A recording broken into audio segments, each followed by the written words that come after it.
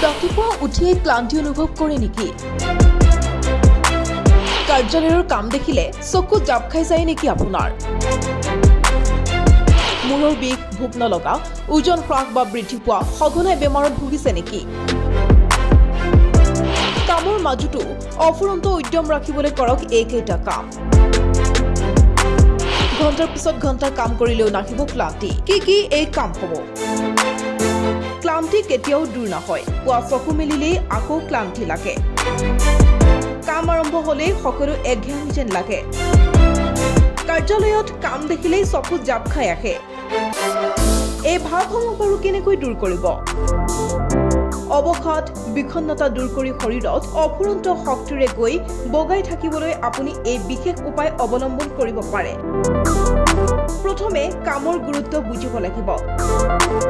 কোনটোৰ পাছত কি চলিব সেই পৰিকল্পনা পূৰ্বে কৰাটো জৰুৰী।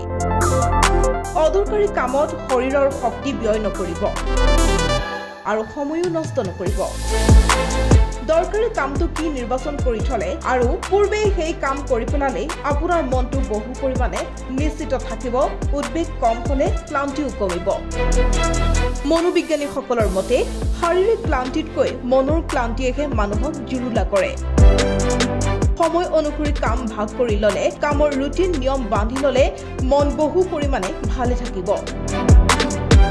মানসিক চিন্তা বাঢ়ি গলে মূৰৰ বিষ, ভোক কমি যোৱা, টোপনিৰ সমস্যা, ওজন হঠাতে কমি যোৱা বা বাঢ়ি যোৱা, ঘনে ঘনে অসুস্থ বোধ কৰাৰ দৰে লক্ষণে দেখা দিয়ে, যিয়ে ক্লান্তি ভাৱ যথেষ্ট বঢ়াই দিয়ে।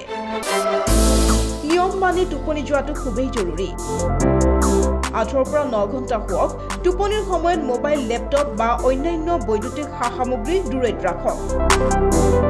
এইসমূহ ডিভাইচ চকুৰ ওচৰত ৰাখিলে ক্লান্তি বঢ়ায়। কোনটো সময়ত কোনটো কাম কৰিব লাগে সেয়া ভাবি চিন্তিহে আগবাঢ়ক। চেষ্টা কৰিব যাতে কামৰ মাজে মাজে বিশ্ৰামো অলপ হয়। নিউজ ডেস্ক, প্ৰতিবিম্ব লাইভ।